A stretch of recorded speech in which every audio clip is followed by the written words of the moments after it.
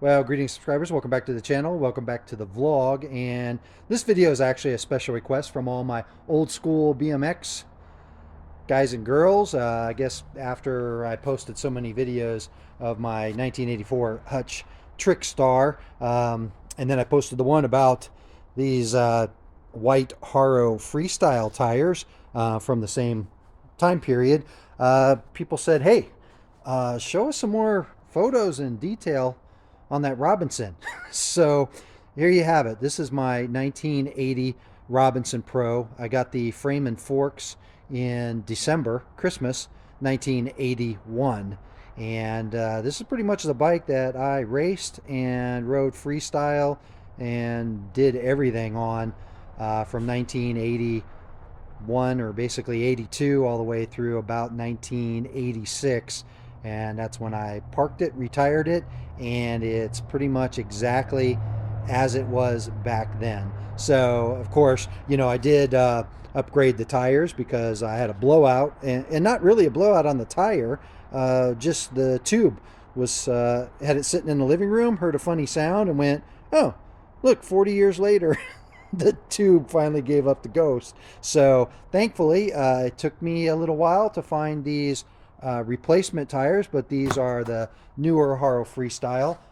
So, you know, kind of correct to the bike, exactly the way it used to look.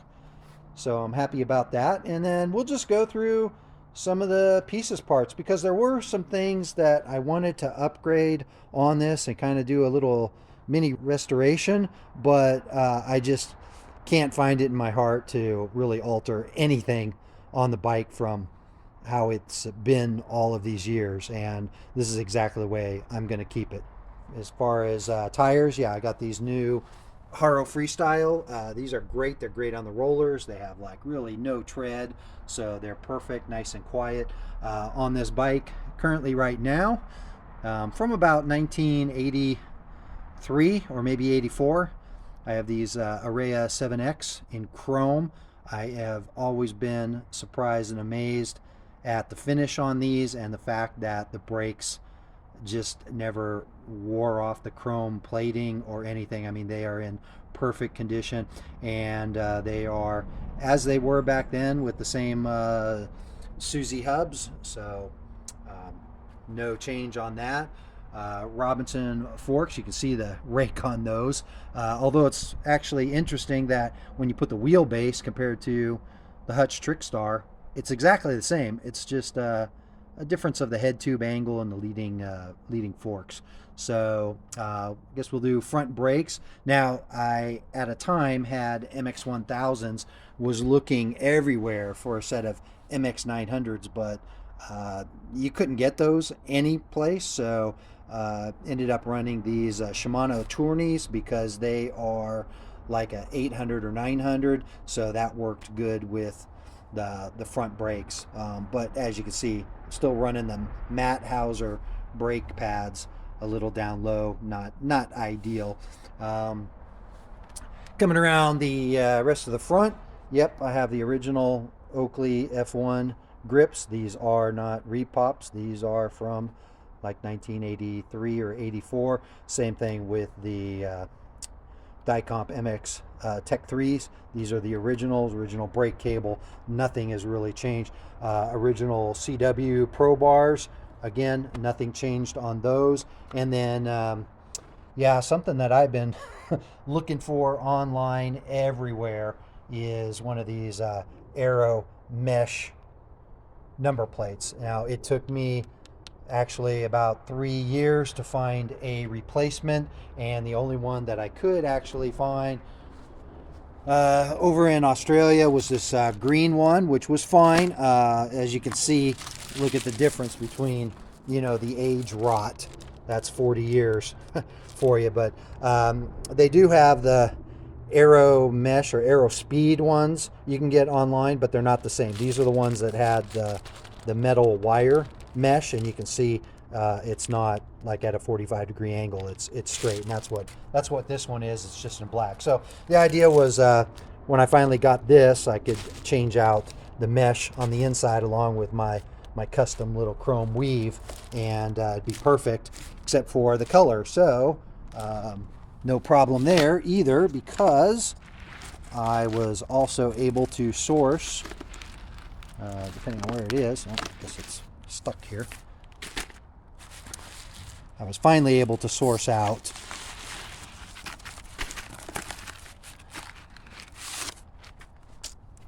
this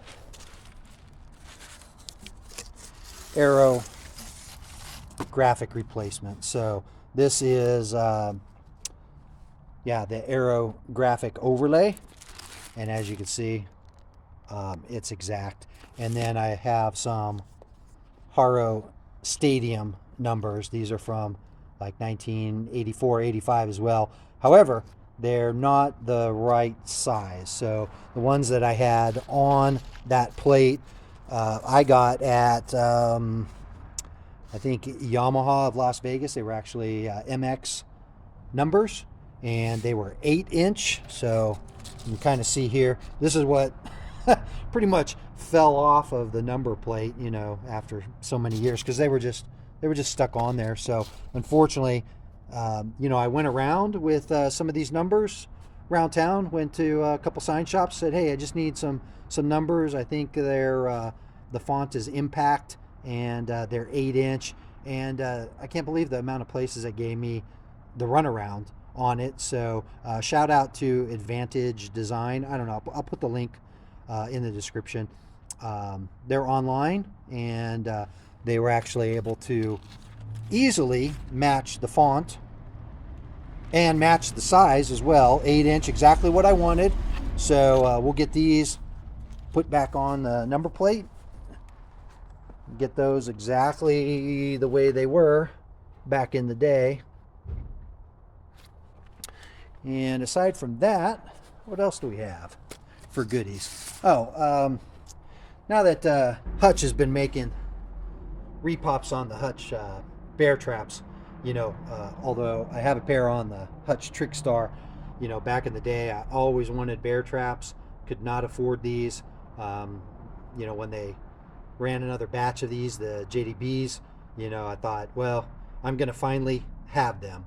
However, now that I have the bike back out and I'm riding it, I just can't find it in my heart to get rid of my Suntour CX2s. This is what I've had on the bike again since like 1984, so I'm going to keep them. Now, I did order some spare parts, if you would say, because on the other side, I did lose one of these dust caps a long time ago, and you could never find them. And if you look here, these Allen bolts, the Suntour Allen bolts, I lost some of those. So, you know, at the time, I just went with a flathead screw, and the pedal's always been loose. But it's also part of the bike and has been part of the bike for so long that yeah, I'm gonna keep these, and probably what I'll do is just save these as an extra set. I may anodize these red, so I have, you know, an extra set of pedals, an extra set of cages, you know. But like most people say, you know, it's a good thing back in the day I could not afford these, because my shins sure are happy. So aside from that, one of the biggest items on the bike is, of course, the Diamondback turbo cranks. Now, in 1983, when the Harry Larry HLT came out, we finally had one in a bike store here in Las Vegas. They had it up on the wall. They would not even let you touch it. They wouldn't bring it down on the ground. They wouldn't let you sit on it. They certainly wouldn't let you take it outside and ride it. But I was very, very impressed with this design of the cranks. So I was actually in the market for some Redline 400 cranks.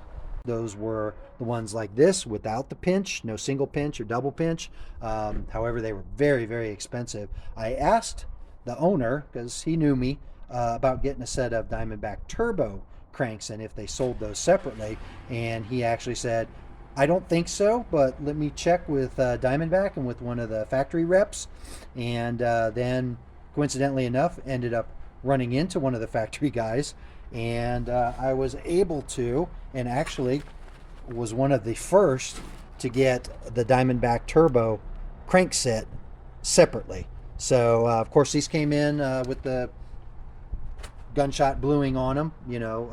Took that off right away because my bike was primarily white and chrome, and been running them ever since. Now I will say, I met with that guy again because after a couple rounds in the skate park, I did end up cracking one of the cranks, and they actually replaced it under warranty. So bike is still set up, same as it was then, missing caps and all. I'm running the 4416 that I did back then. That's a Sagino that came with it. I think they gave you a 43, a 44, and a 45 in the package. I've got the same Izumi chain because back in those days it was HKS, Izumi, or DID was the best, because if you ever broke a chain on the starting gate and went over the bars, that was not fun. As well as having the back rim loosen up and have your chain move forward. So back then in 82, I believe, or 83, I bought the original whale tail. I remember being over at a buddy's house and just dreading the fact of drilling the frame, but this definitely saved me back in my racing days. And yeah, they originally came red only, deanodized that along with so many other parts once we found out about easy off oven cleaner. And I've ran them and had them on this bike ever since. So back brakes, MX 1000s, 1982 I believe, and again, Matt Hauser brake pads, the originals. They're just great.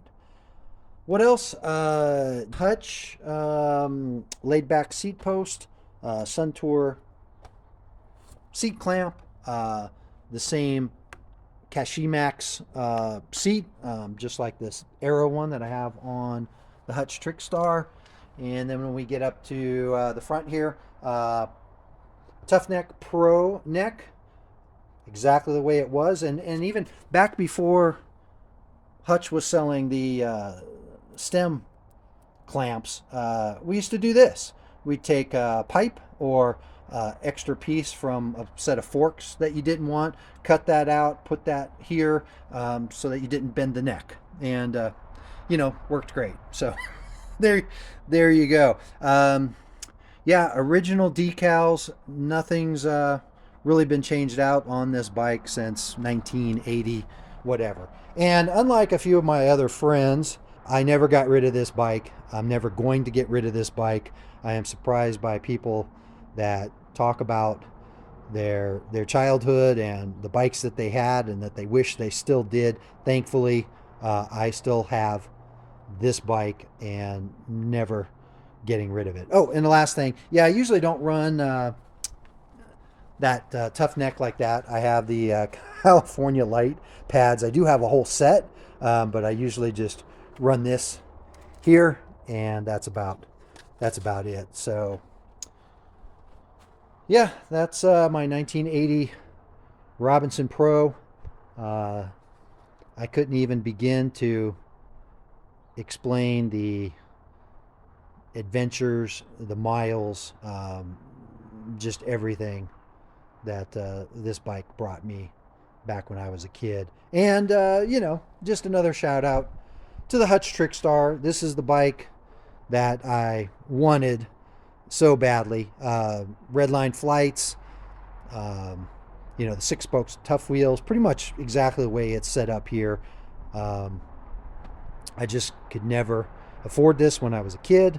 Diamondback Turbo was about $950,000. Hutch was about the same, $1,100-$1,200 when they came out. In 1984, that was a lot of money, but I'm happy to have it now. And don't give me any crap on the seat post. If you followed my vlogs and you've looked at some of the photos, that thing is sleeved with another pole, and so I do have an original Hutch laid back seat post in candy apple red, but I am not going to put it on. I mean, maybe for display purposes, but definitely not for riding, because that thing is not going anywhere and it's not bending like the first one that I had. So anyway, That's it. Hope you enjoy the video. Hope you enjoy a little bit of the explanation.